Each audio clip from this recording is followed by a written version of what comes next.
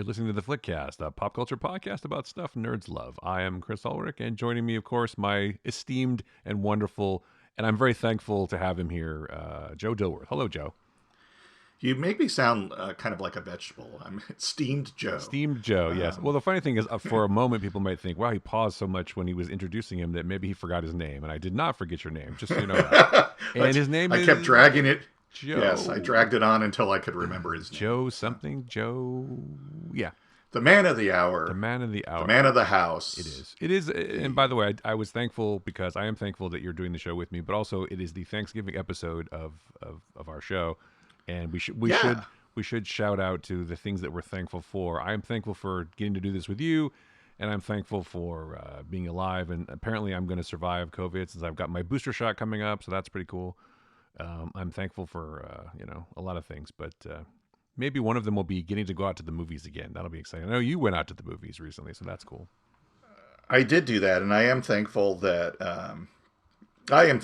we're still doing this, and that you back in the deep, dark days of COVID and the pandemic, that you readily agreed to start this back up with me again, because I missed it, and I have a lot I doing it.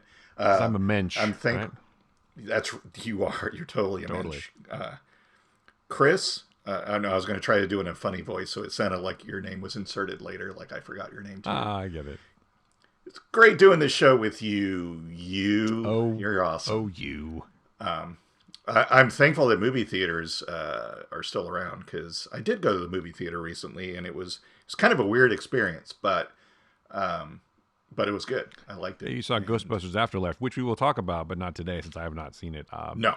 But we will wait, and I won't spoil it or. No, but you enjoyed it. I know you did, so that's good. I did. Yeah. And I'll get to all this stuff where you can find the show at the end, because we're going to jump right into it. But sure. Speaking of things that are available only in theaters, thank you, Marvel and Disney. There was a new trailer for Spider-Man: No Way Home. See, I got the name right this time, so good for me. That's good. No way home. I got to be honest though. My favorite character in Marvel is not Spider-Man, but I'm interested in this movie. I'm excited for it because again, you get to see.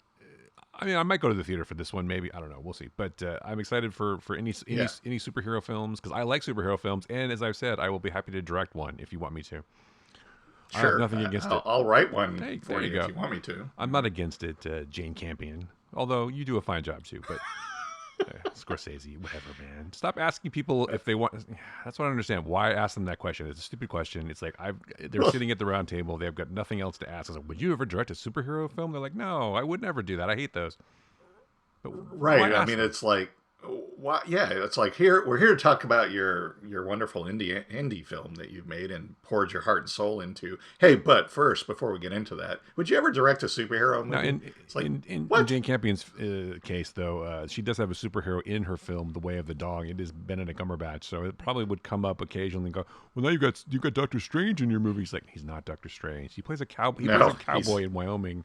Or in Montana in the 1920s. He's not Doctor Strange. Well, couldn't it be Doctor Strange who time traveled? No, it's not Doctor Strange who time traveled. Please shut up. Security, escort this person. Has that really been an argument online? No, but you just have to believe it was. It's happened. It had to have been. Even if I didn't see it, it had to be out there somewhere. Because there are people that are that stupid. Anyway, and again... Worst Doctor Strange movie ever. Yeah, why is he playing as a cowboy? I don't get it.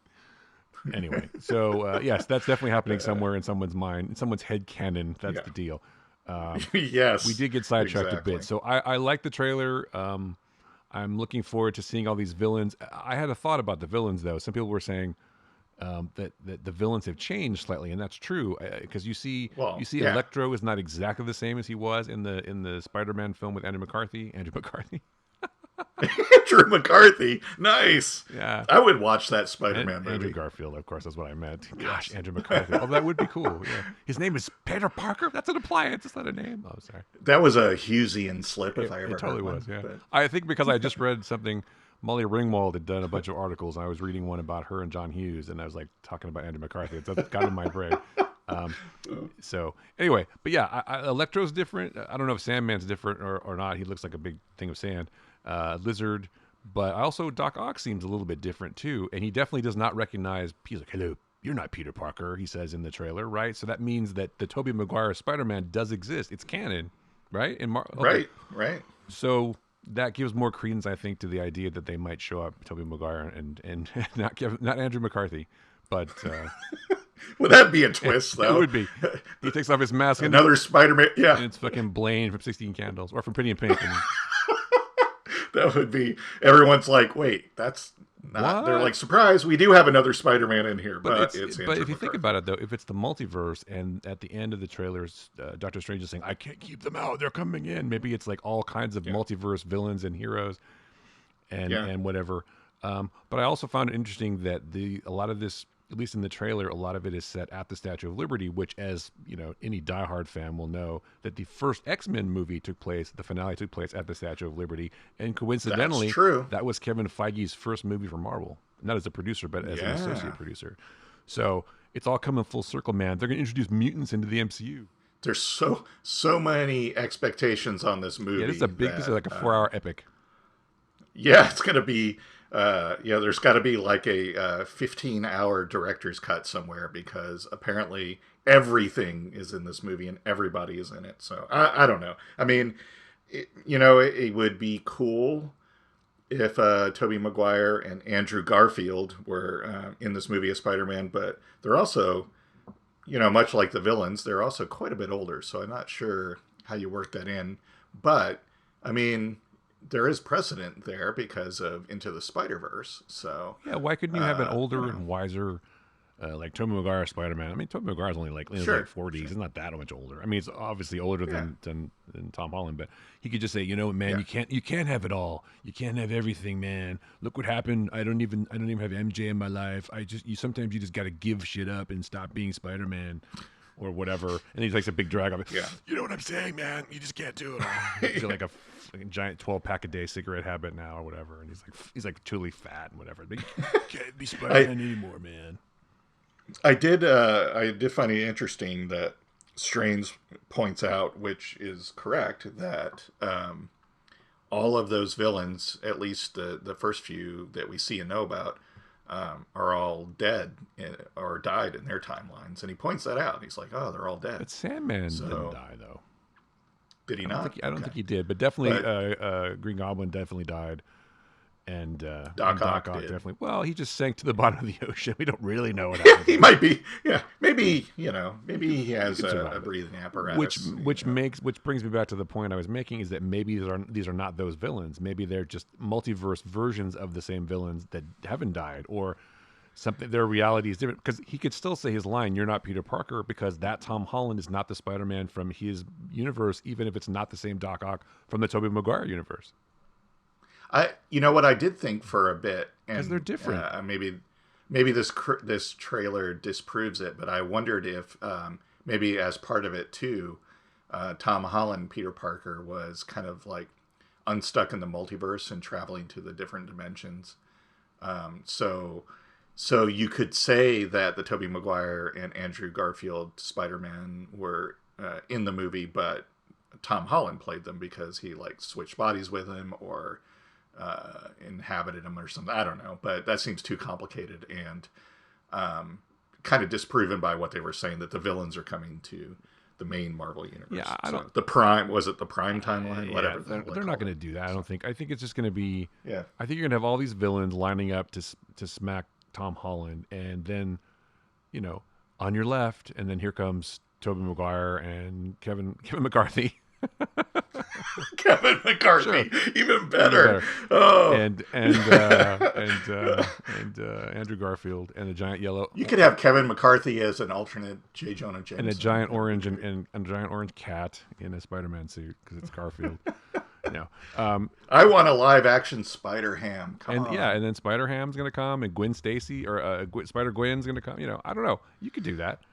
I think it's going to be because again, Strange says they're all coming through. Like, I can't stop them. So what does he mean, right? He could mean all the villains and all the multiverses and all the heroes too. So it's like a big. Could have Nick Cage as Spider-Man Noir, because this has to set up, in some ways, Multiverse of Madness, right? I mean, it does. It definitely has absolutely. a lot to do with it, because this is what starts the whole thing. So anyway, we So talked a lot about a trailer, but I think it's. You think Spider-Man will show up in the mouth of multi-madness verse? I don't know, and this isn't my theory. I don't know where I saw it, but and it actually makes sense a little bit if you think about it, because Tom Holland is doing a lot of interviews where he's like, "Yeah, I don't really want to play Spider-Man until I'm 40." Of course, that's a kind of a dig on the other two guys, probably. But so, is there a situation where Tom Holland's Spider-Man dies in this movie? Could be. Because someone does. Although I think it's Happy. I think Happy gets blown up. No, come on, not Happy. Well, I'm just saying. I think this movie is going to be a little bit darker because it's kind of the last Sony Spider-Man movie, and I think it's going to go a little darker. I think he definitely either he saves MJ or Andrew Garfield's Spider-Man actually saves MJ because he didn't get to do it in his movie, so he gets redeemed. Yeah. Tobey's MJ is still alive, but they're just estranged because they don't really get back together at the end of Spider-Man 3. They're like, yeah, we'll just see what happens. Because he went evil, and then maybe Venom's going to show up because there's that whole post-credit scene in Let There Be Carnage too, which we didn't talk about at all. I don't know if you watched that, but it's pretty good. Well, Morbius could show up too because in the Morbius trailer, hey everybody, I'm Morbius. How's it going? Well, Michael Keaton's in there as Vulture, so that obviously takes place in the Prime. Michael universe, Keaton is everywhere. I love that. But by the way, I love Michael Keaton. So I think that's great. He kind of disappeared there for a while. And now he's just like doing all kinds of really cool stuff. He doesn't need the money or anything, so I think he probably. I imagine if you're an actor, you get tired of being scrutinized for your looks, even if you're a male. I mean, you still have to be fit. You can't just. Yeah. He was like a superhero, and he's like, you know what, man, I'm just gonna hike by my house. And the last time I saw him was on that Kevin Nealon show, where Kevin Nealon like walks around interviewing people while they're hiking. Which is actually a pretty funny show. But yeah, Michael Keaton was on. He was really funny. So I don't know what's going to happen, but I think that Marvel is being smart and Disney is being smart. They're trying to consolidate all their IP under one roof, right? So they're going to get Spider-Man back. But I mean, Tom Holland is the Spider-Man for Sony. So maybe he does die, and they have to have a new Spider-Man in the actual MCU, and maybe it's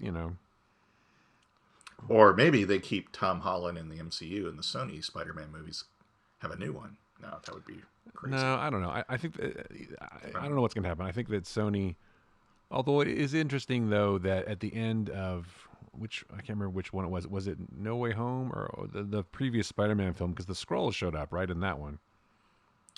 Yeah, because Nick Fury was actually a Skrull. Right. Yeah. It was Talos. So, which was interesting because you'd never seen the Skrulls really before, but that was in a Sony product. So it's like, so Sony really didn't have to do that, but they did it anyway. So they're just, I don't know, they're building to something, obviously, and the Skrulls are going to show up again, and the Marvels are going to show up in the Secret Invasion, obviously, but yes. So, anyway, but we're getting off track. But I like superhero films, and I like Tom Holland. I think he's a really good Spider-Man, and I think that this is going to be an interesting film. I am happy that it's got all the villains in it, and it's got some surprises, because they can't give it all away in the trailer, because no one will. You think people would just not go, oh, it's Kevin McCarthy and Toby Smith, and no one's going to see it. Toby Jones, too, right? Toby Jones and Kevin McCarthy playing Spider-Man. Yeah. That would be fantastic. Yeah. Armin Zola likes to be Spider-Man. Okay. That was a terrible Zola impression. Sorry. It'll be like a computer with like Spider-Man tights on it and stuff. You must explode. Yeah. I apologize to Toby Jones. That was a horrible Toby Jones impression. Wow, that was pretty bad. Actually, it was not even a Toby Jones impression. It was an impression of Toby Jones doing Armin Zola inside of a machine. So it's like, wow, it's doubly bad. There was many ways that was just wrong. That was poor on many levels. But anyway, that's why I do a podcast. I don't do impressions. So right. See, there you go. But so it'll be cool. I'm interested. Obviously, I'm interested. I don't. I guess it still sort of annoys me when they say exclusively in theaters. Like, yeah, we get it. It's a movie. We understand that, but don't be dicks about it. People are going to go or they're not going to go. Exactly. I don't know that I'll go to the theater for this. I might just wait. Although it's towards the end of the year, so I'm starting to get more screeners and stuff. So that's cool. Maybe I'll wait for that. I don't know. I was thinking that I was going to go see Matrix in the theater, but that's going to day and date stream, so I'll probably watch Matrix at home and go to that comes out on my birthday. So. I thought about going, and then I realized, you know what, I could just watch it at home. But Dune is still playing in the theaters, so I might go to that. They're also screening in December. They're screening To Live and Die in L.A. At the Austin Film Society here. Man. So I'm like, I would go see that in the theater again too. That's a cool movie. That is a hell of a movie, and that's worth seeing on the big If you've screen. never seen it, it's really, it's very 80s, but or early 90s. It's still holds up though. It's William Friedkin. The guy can stage a car chase like nobody's business. But it's William Peterson, William Friedkin directing, music by Wang Chung, which you gotta love. But yeah, and Willem Dafoe. That's why I brought it up actually, because Willem Dafoe plays the counterfeiter in it. So, there you go. And then of course Steve James, one of his famous lines, "What are you doing in my crib?" It's a great line. That's exactly. So I love Steve James, but unfortunately, I think was it Steve James or Kevin James? It could have been Kevin Nealon for all I know, but no, it's Kevin Nealon. Yes, it's not. It's not a. Anyway, it doesn't matter. All right, so Spider-Man: No Way Home. Looking forward to it.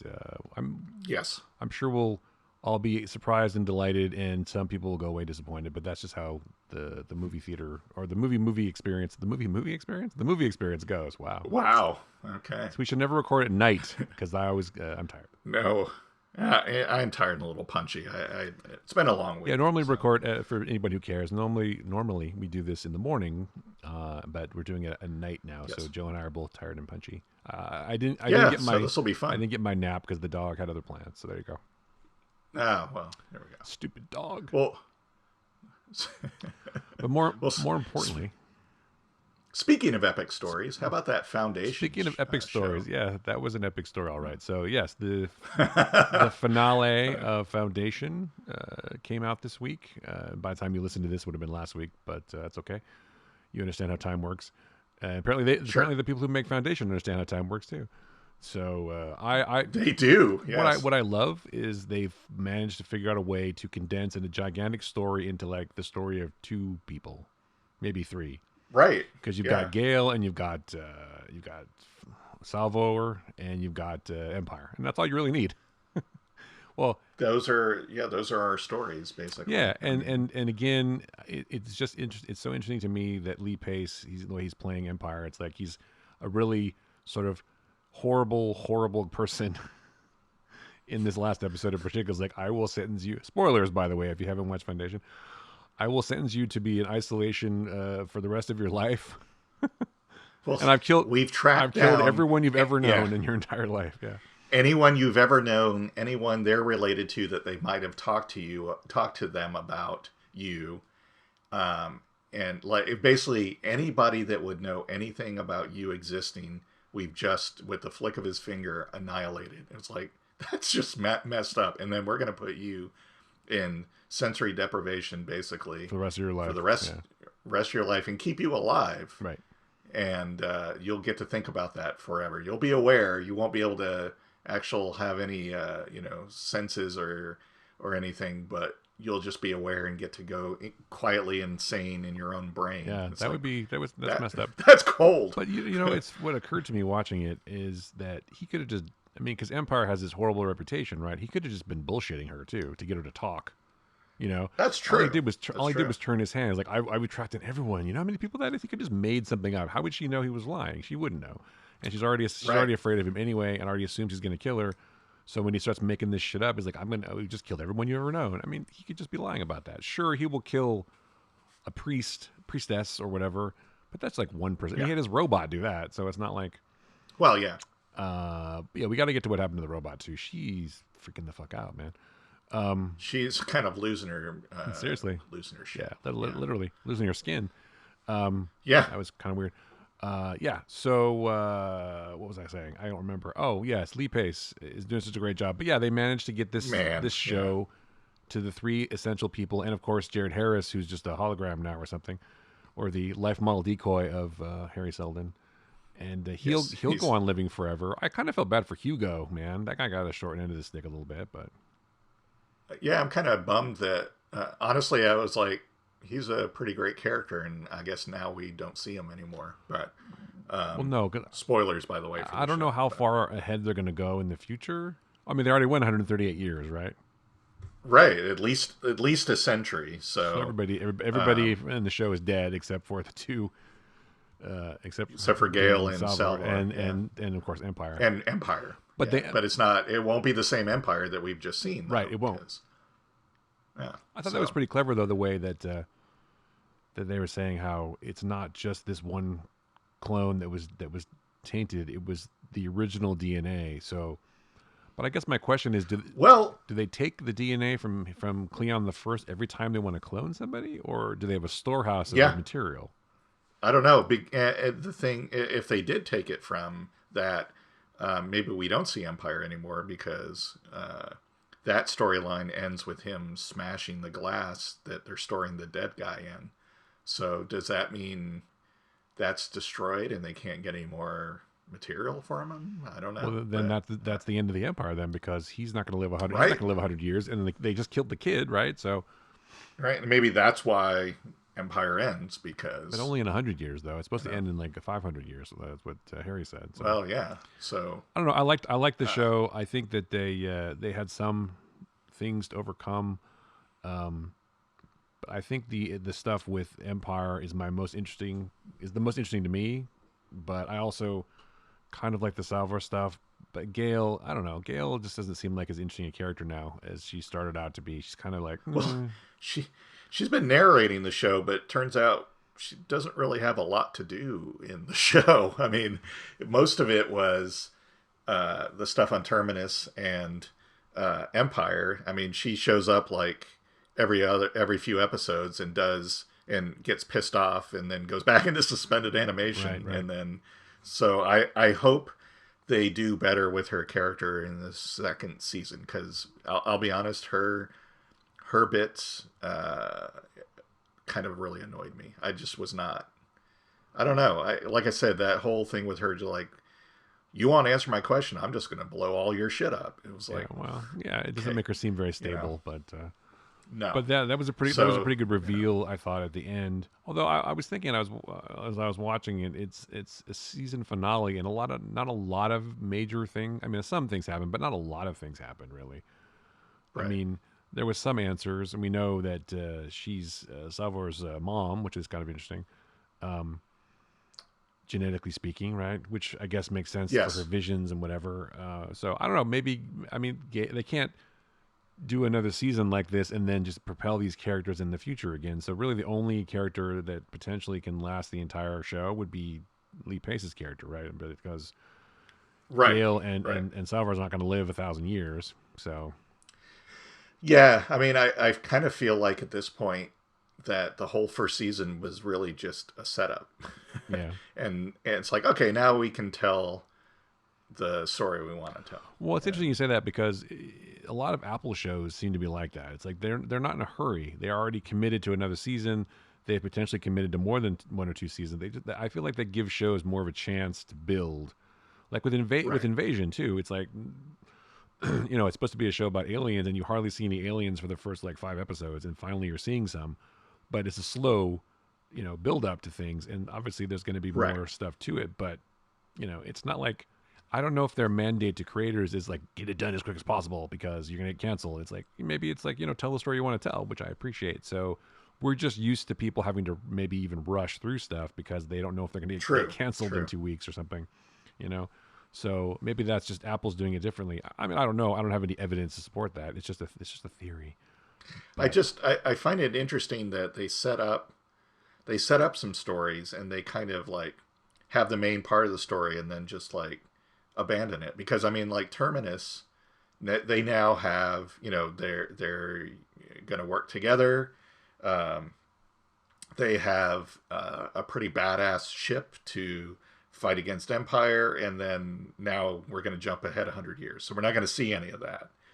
And it was like, what? That's kind of weird. I think you will see it. I think you'll go back to it, but it'll be different. It'll be a huge, because the revolution's not going to happen overnight. So Harry just said about 1,000 years. It's going to take 1,000 years to fight against the Empire. Because how many ships can they build? It takes 18 months to build another ship. So they can build what? A few hundred ships? That's not enough.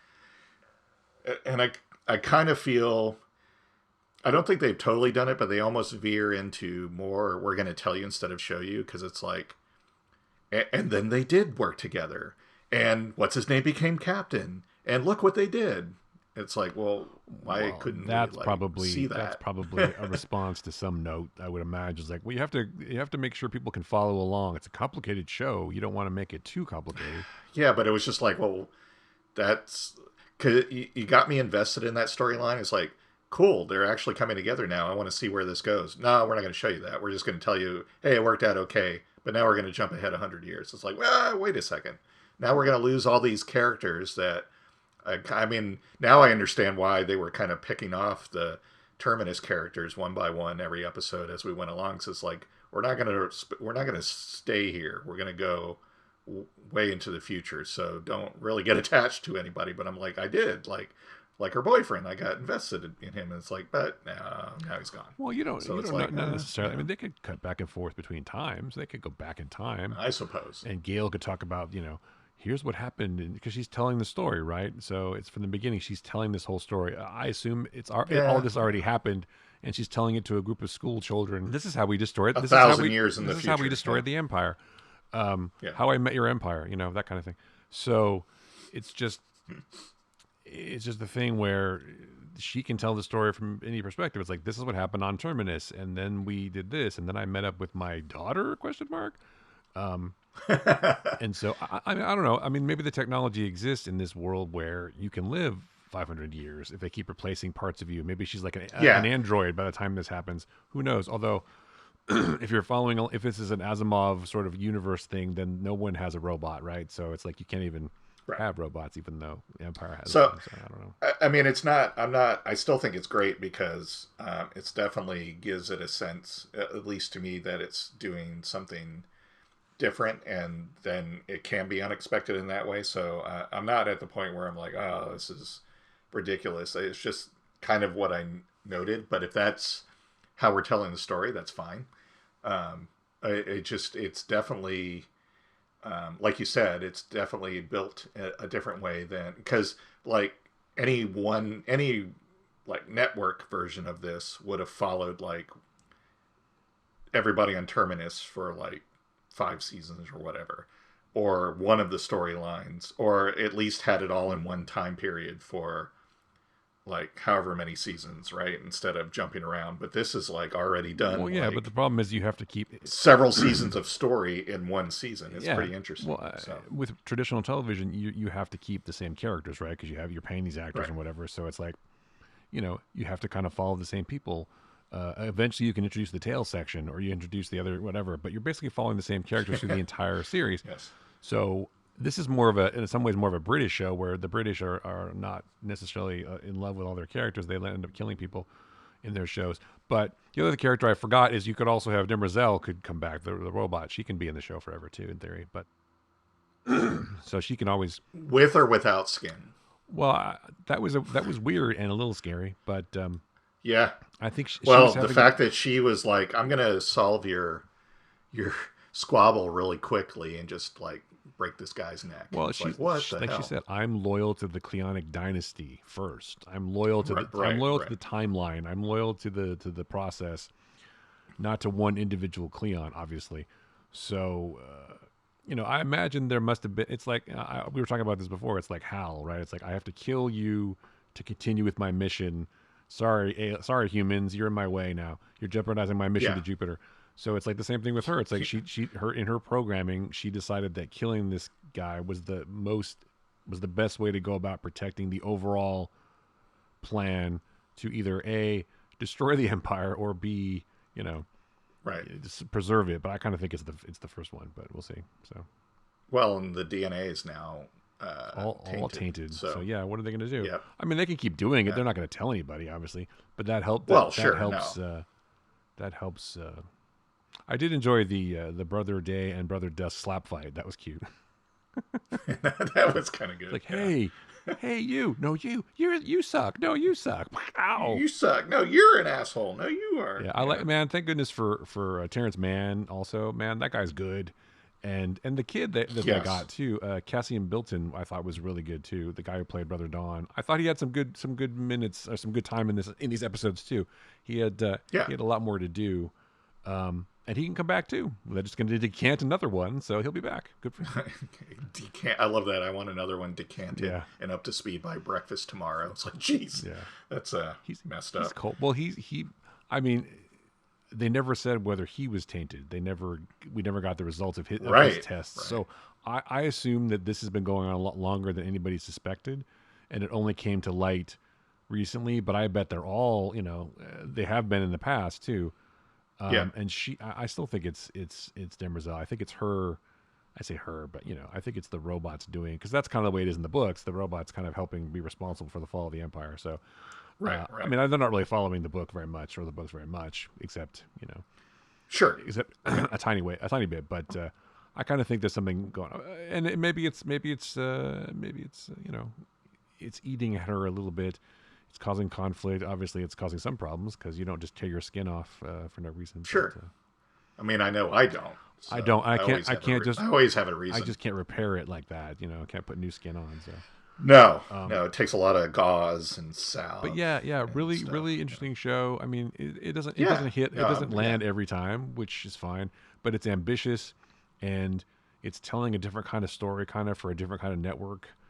And a different time of the world, so it's cool, and I'm enjoying it, and I will definitely watch season 2, which is already greenlit. I think season 3 actually got greenlit the other day too, but I'm not 100% sure. But did it? I'm definitely going to rewatch season 1 in one go up for the build up of season 2 as well, because I feel like waiting a week between, I kind of forget stuff, and it'll be good. I think. A lot of the things I'm nitpicking about probably won't be there if I just binge watch it, basically. So, I also like to see more about the Shadow Master guy. He was interesting.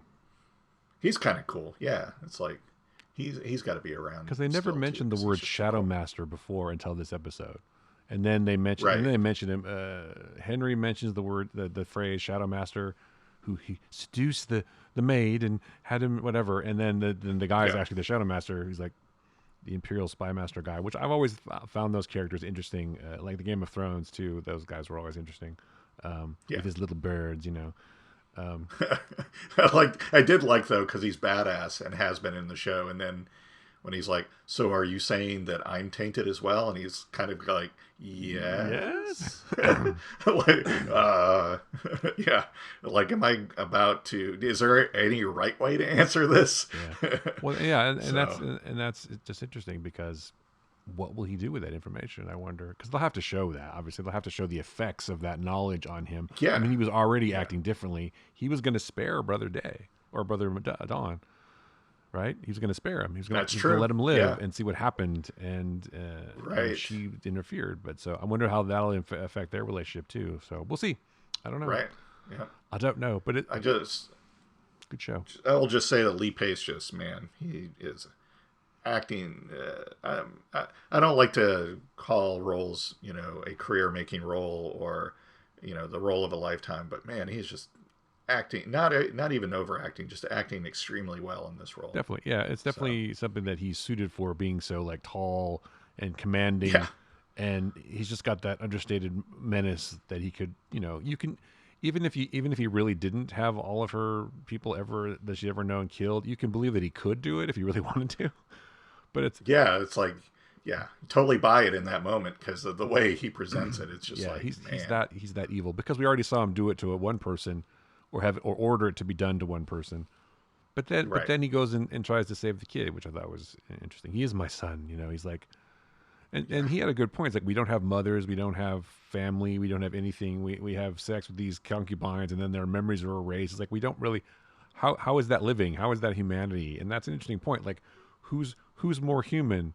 These Empire guys or Demerzel? I mean, she's almost in ways more human than they are. So. Right.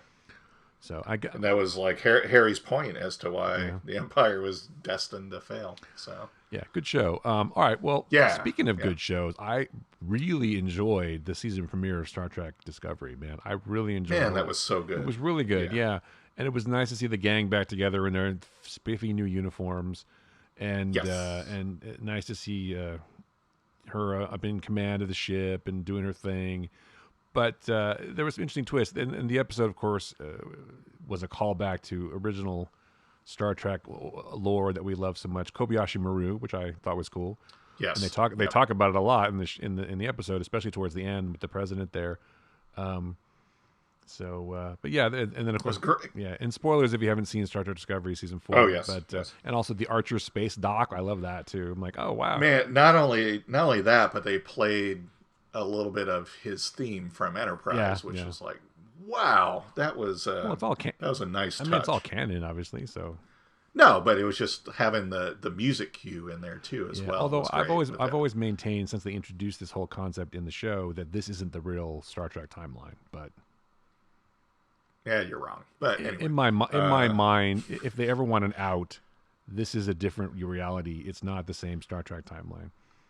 Because Spock never had a sister. They never mentioned. I mean, he would have mentioned her once, probably in the entire run of all the time Spock was on. He may have between episodes. That's true. That's right. In the turbo lift, he was talking about. Kirk's like, "How's your sister?" or whatever. She's hot. I like to talk to her again. He's like, "No, cat." It's like every day you go to work. I mean, every day I go to work, I don't like do a rundown of my family.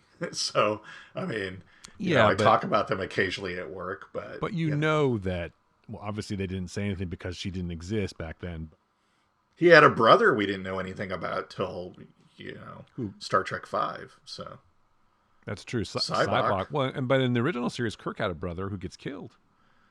And so Kirk, completely forgot about his brother, and Spock suddenly remembered a brother. So he forgot his sister, and then later they find out that exactly. So familial relationships are fluid in Star Trek. Yeah, Let's just and Picard's like, "Did I have a son? Probably, because I do get around, if you know what I mean." Exactly. Back at Chateau Picard, if you know what I'm saying.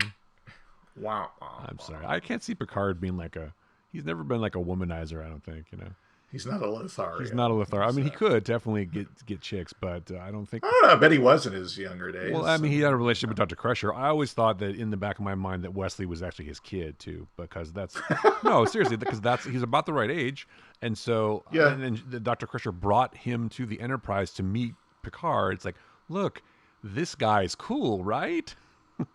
So, but he had a dad at the time. So yeah, but who knows? Maybe they had an affair. Who knows?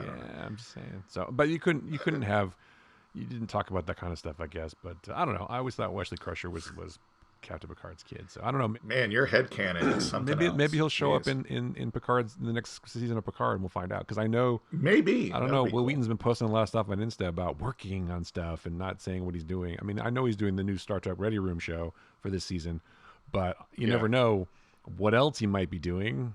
I hope he shows up on. He shows up on Picard. I think he'd be cool. So I would really love to see Wesley Crusher show up on Picard and kind of be, vindication for not just the character but Will Wheaton. Yeah, I think that would be a lovely thing to do. Captain Crusher. Absolutely.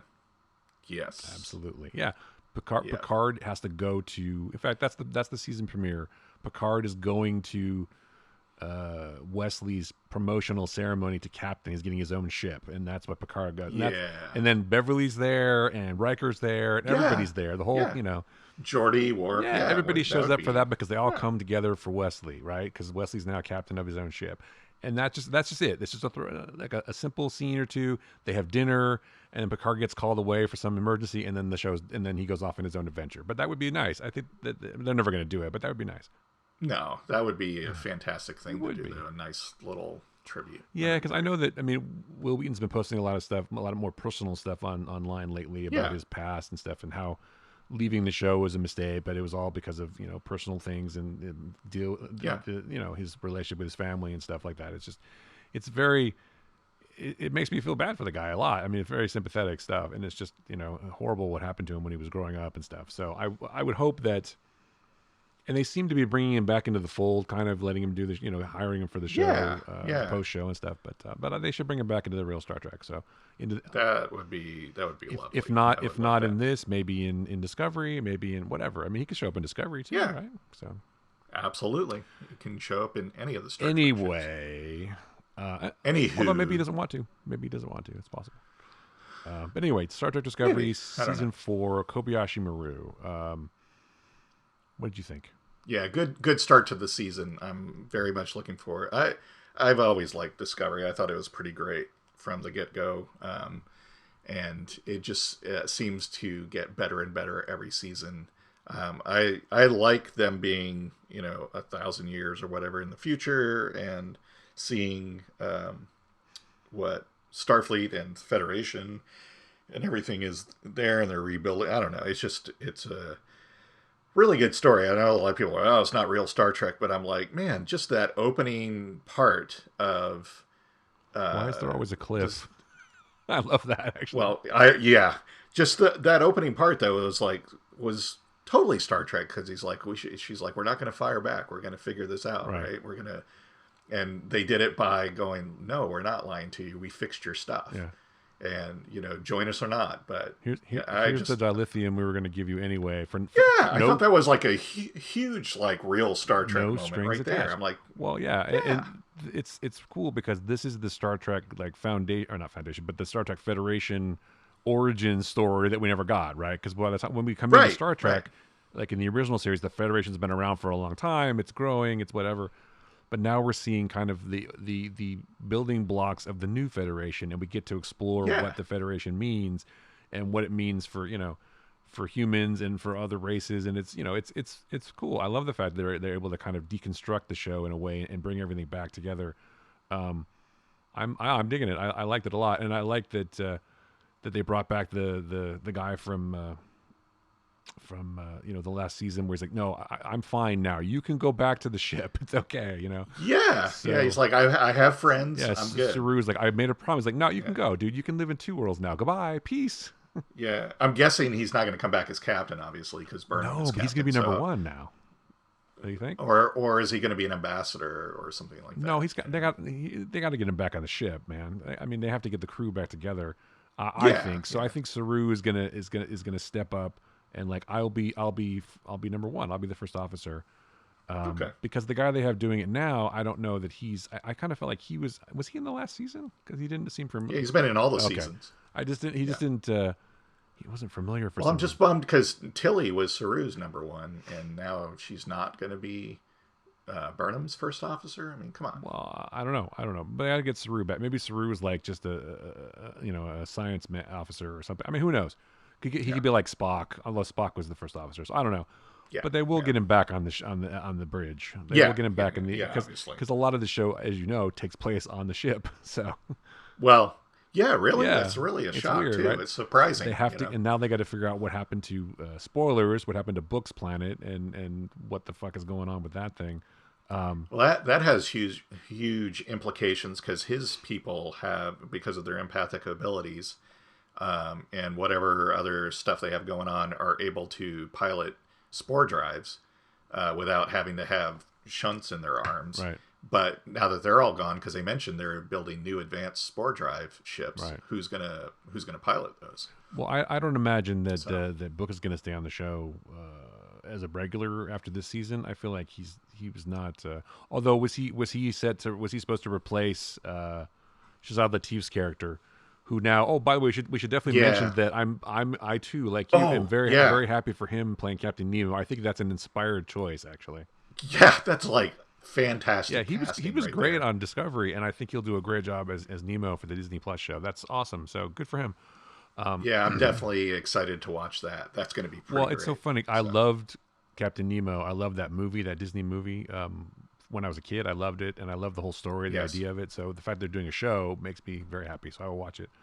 I've always, was it 20,000 Leagues Under the Sea? Such a great show. Yeah, that was a great movie. I've liked any comics or books I've read about it.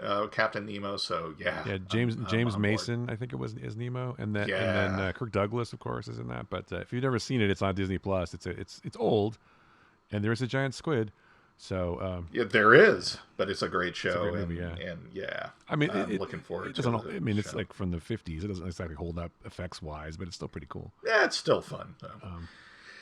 I have a fond memory of it from me too. Well, that's that was always one of my favorite rides at Disneyland was Captain Nemo's underwater world. You go around the subs. Yep. But anyway, yes, Tilly, you're right. That's a bummer for Tilly. But I mean, she's, I think, more comfortable being science person, maybe. I don't know. Yeah. It'll be some interesting drama, right? If they're going to bring Saru back, what's he going to do? Or maybe he'll get his own ship. Who knows? Oh, that could be it. Although that would work, I wonder if he'll become the head of Starfleet, because I don't necessarily think he's like. She says to the what's his name, the admiral's like, I'm glad Vance. Yeah, I'm glad your family came back. So maybe he's going to leave Starfleet and go with his family, and then Saru could become. I thought that was kind of cool because they actually showed him with his family, and then she mentions that because I thought that was kind of like, I thought that was a throwback to Iron Man. It's like, oh, I'll be with them soon. And it's like, oh, good, they're actually alive, and he's not going to go on some suicide mission. So that's cool. Yeah, we talked about. Although he's still acting weird about it a little bit, I thought. Oh yeah, he did have kind of a weird look when she mentioned it to him. But they show him. They show him with his family. It's like right. Something's weird about that character. That's why I don't think he's going to stay. You know. Okay. I think he might. Yeah. I think he might leave, or there's something odd about him, or he's like a spy. He's going to blow up some shit. I don't know. But. So maybe that means that Saru will end up being head of Starfleet, because they also spent a lot of time developing the president of the Federation too. So I assume we'll see her again. Right. But they don't want to bring in too many new characters either, because at its core, it's about the Discovery characters, right? I mean, they can't bring in all these other characters to keep them in there. I mean, because Wilson Cruz is now a regular, and they have the Trill symbiont character. Yeah, they're a regular now too. Yeah, so, they're in the opening credits. I mean, obviously, Book is a regular too, but only for this season. I bet he's just in one season. But by the end of this season, it'll just be the original crew. I mean, because Shazad Latif left as maybe he'll be like Spock, and he'll find a pocket colony of his people that he'll have to go, and I'm going to go and help them out or something. Or I mean, if you think about Burnham, has come a long way since the first season, right? I mean, oh yeah, kind of fun. Yeah, I mean, my only question will be next season, is Burnham still captain? Because every season the ship has had a different captain. Well, she's captain right now. I mean, maybe she'll step down. Maybe something will happen and she'll step down and let Saru become captain again. Although I thought it was slightly forced when the Federation president was like, there will come a day where you'll have to make the hard decision. And I was like, I expected like a blinking thing to come up, foreshadowing. Because they kind of spent a little too much time on that. It's like, so obviously she's going to have to sacrifice somebody at some point this season. And it will either be that she does that and it kind of crushes her for a little bit and she's got to rebuild herself back up, or she's like, no, I will win the no-win scenario, and she comes up with a way to save them. So, well, I mean, that's going to come back around, obviously. As we know, the only person ever beat the Kobayashi Maru is Captain Kirk. So, but he cheated. That's right. But he changed the conditions of the test because he doesn't believe in the no-win scenario. You cheated. I changed the conditions of the test. Yeah. So I don't like to lose. And you believe Kirk for saying, they're like, yep, that's true. He doesn't. But I don't see I don't see Michael Burnham doing the same thing. I don't see her.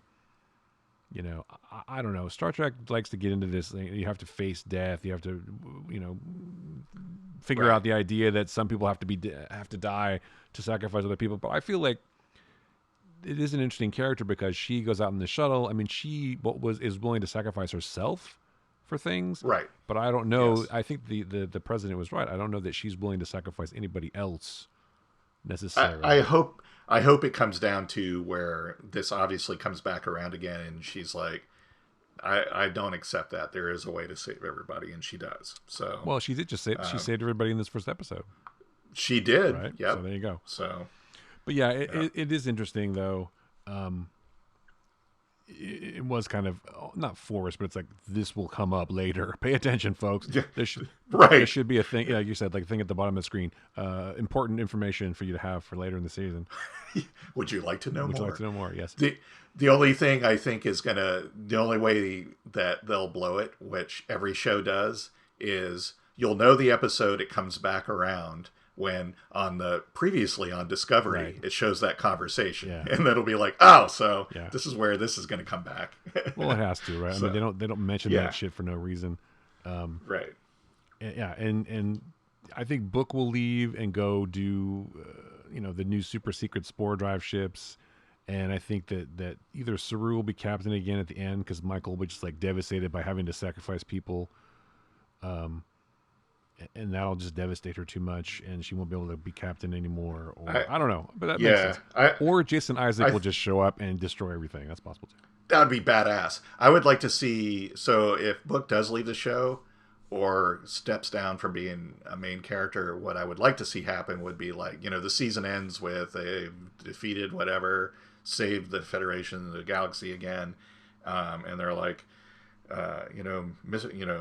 Vance or the president or whoever is like, hey, Mr. Book, you really, proved yourself out there. We have a lot of ships, more ships than we have captains. We could use a good captain. And he's like, I'd be honored. And he becomes captain of a ship or something. Yeah. So. Well, yeah, he's captain of one of the spore drive ships or the new ones. Yeah. And they see him occasionally, or he gets his own spin-off, Yeah, or he can, show up here and there in next season and stuff like that. But I still think Lorca should come back. I miss Jason Isaacs. Well, in the Pike show, they could bring back the Prime Lorca.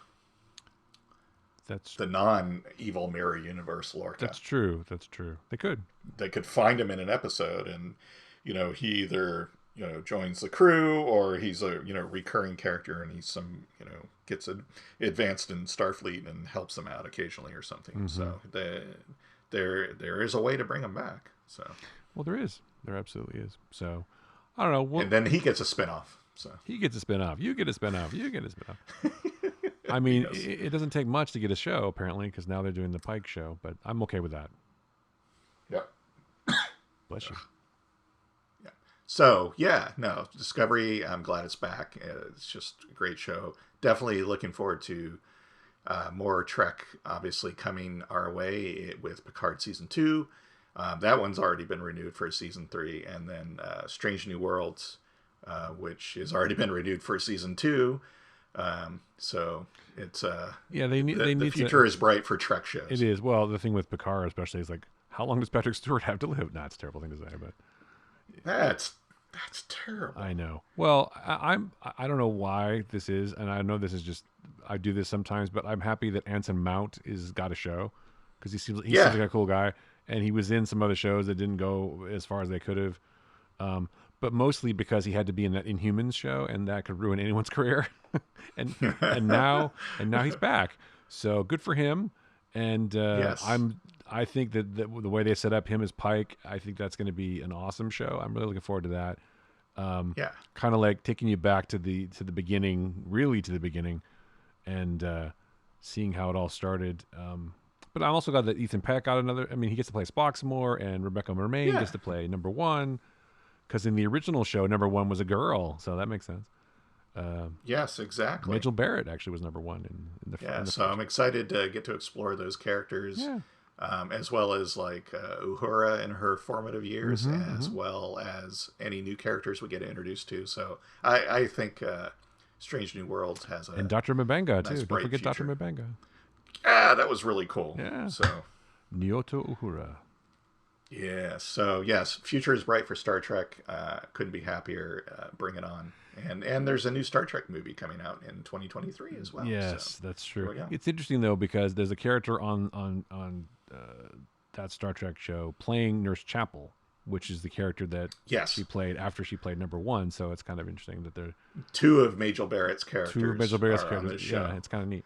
So good for her. Which I'm sure Roddenberry Jr. was like, you should, they have a lot to do with the show still. So they should have. I wonder if they at any point thought about asking Rebecca Romaine, "Hey, can we get you to also play this other character? Can you play two characters?" Yeah, that'd be kind of funny. So that would have been a nice little funny in joke. It would have. And then the nerds would have been up in arms. So of course, I'm sure they already are. But yeah. Oh yeah, because Kurtzman is probably fired again. I haven't checked my calendar, but I think it's time for him to get fired. He should be fired. That guy. Star Trek to be canceled. Fuck that guy. No, I'm kidding. No, it's cool, and this episode was really well done, and really started with a bang, and set up a lot of good stuff, which I'm sure will pay off. Still waiting for the Michelle Yeoh spinoff show, which we haven't got. I know. Maybe they're not going to push back. Yeah. But she's busy. She was doing Shang-Chi, so she doesn't have time. she's been doing a lot of she's stuff, been working. so. She's all right. Yeah. So. All right, so let's pick some shit. I mean, some stuff. Yes. I mean, stuff, and get out of here. Yeah. Some good geeky stuff. Some So cool stuff. I'm gonna pick a movie. It's not Ghostbusters Afterlife. We'll talk about that in more detail. It's not later. Ghostbusters Afterlife. Oh, okay. I'm gonna pick what I thought was kind of a fun and unexpected movie. Last Night in Soho. Oh yeah, that is good. Yeah, I enjoyed that. Yeah, Edgar Wright directed it and co-wrote it and came up with the story. And it's a psychological horror film and it's a ghost story, but it plays with time, and I just think does a really good job and has a nice, really cool payoff at the end. But I thought it was great. It's got some great performances. It's Diana Rigg's final movie, sadly. Terrance Stamp is in it. He's great. Matt Smith, formerly the Doctor on Doctor Who, Correct, is in it. Right, yes. But Thomasin McKenzie and Anya Taylor-Joy. Yeah. Anya Taylor-Joy. They both do they do the heavy lifting, I guess you would say, in this movie, and They do.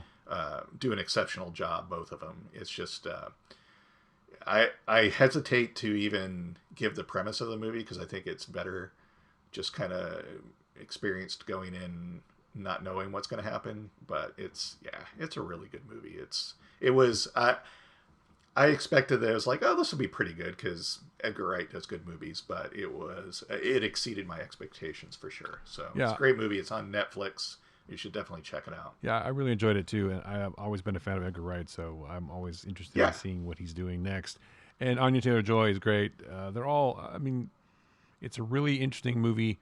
I'm really kind of sorry I didn't get to see it in the theater because there's a lot of auditory stuff, a lot of music stuff, a lot of things that I think would benefit. I mean, obviously it was mixed for a theater, so it has an amazing soundtrack too. It does, and it's one of those movies where I wish I could have seen it in the theater, but oh well. Yeah, I agree. But yeah, definitely see it. It's on Netflix, I believe. Do you agree? Yes. Thank you. I agree. Thank you. You haven't done it in a long time. Well, we haven't used that in a while. Wow. I know. Why not? Well, I kind of still feel like it's trademarked by Matt Robb, and I don't want to get sued. So. Oh yeah, because he's a sewer, that guy. Wait, that makes him sound like he's a sewer. Like Wait. He's in a sewer. Wow. That's terrible. That's a terrible thing to say. I'm sorry. My apologies, Matt Robb. But that's a horrible thing to say to a friend of the Flickcast. He is a friend. He's a friend of the Flickcast and a friend. And he's a former host. He's a friend of the show.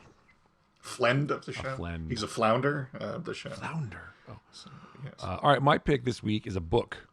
I know, reading, folks. Wow. My book is The Book of Accidents by Chuck Wendig.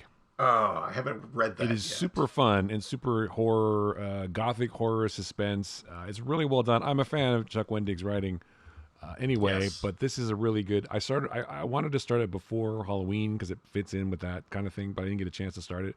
But he's one of those writers where you start the book and you just want to finish it because it's so interesting and so good, and you're with the story the whole time. So I kind of powered through it in like 2 days. It's just that good. But basically, a family moves into a house. The father of the family lived there as a child, and there's like bad memories. But then things are not what they seem, and shit goes south pretty quick. There's like supernatural stuff. It's very, if you were thinking, like, what is it like? Kind of, it's like a Stephen King book, kind of, which is not a slam at all because obviously Stephen King is a huge success. Sure. Yeah. But it's just really cool, and I really enjoyed it. It's got a good payoff at the end, and lots of good twists, and yes, there are a lot of moments in there that are kind of moments of the times that we live in. Especially when you're talking about kids and stuff, and the things they talk about, and stuff that comes up, and some of the characters. I mean, some of it's inserted in there, because that's what Chuck Wendig thinks, I'm sure, and that didn't bother me because it's on everyone's mind, and people would be talking about this kind of stuff. So it's not a dig at the book at all. It's just it makes it feel very, very like of the times, which I appreciated. So, yeah, it's really good. So the Book of Accidents. Chuck Wendig. It's available on all platforms, as they say, but it's really good. So I love his books. I loved Wanderers, and I just haven't picked this one up yet. And here's a nifty little bit of trivia. Chuck Wendig also created Cobb Vanth. That's right. In his Aftermath trilogy, as played by Timothy Olyphant in Mandalorian. So Chuck Wendig never really said why he and Disney parted ways, and I wish I knew, because he did get let go from Star Wars products and properties for some reason. yes, And I'm not sure why that happened, because he's a good writer, and there has to be some other thing going on. I wonder if it was like something. I thought it was over something he said. I mean, maybe it was, or maybe it was he supported the wrong people on social media, or I mean, who knows? I mean, he's not a bad person. No one's ever come out with anything, that he's like a Me Tooer or something like that. It's just, I guess it's been presumed that it was because of his social media posts, but I think the things they were like, oh yeah, he said this. I was like, that's not that bad. I mean, I don't know. So yeah, I think it is still kind of shrouded in mystery, and neither Disney or Chuck himself have really said anything about it. But I mean, it doesn't seem to have hurt his book sales or anything like that. I mean, no, maybe it was just a case of, I don't want to. Maybe he didn't want to work with Disney anymore. Maybe there was creative differences or whatever. I don't. And I've been following him on social media for years. I've been a fan of his books for years, and I've never really. I mean, at least I've never seen anything that seemed suspect. No. I mean, everyone says dumb things occasionally, but I don't feel like he's ever. And there's never been any stories coming out of him like being inappropriate at conventions or anything that I've ever heard of. So I don't know what happened with that, but that so it's kind of like none of my business. Obviously, something happened and it's done, but it doesn't stop him from making great books. I mean, Wanderers is excellent. There's going to be a sequel to that, which is awesome.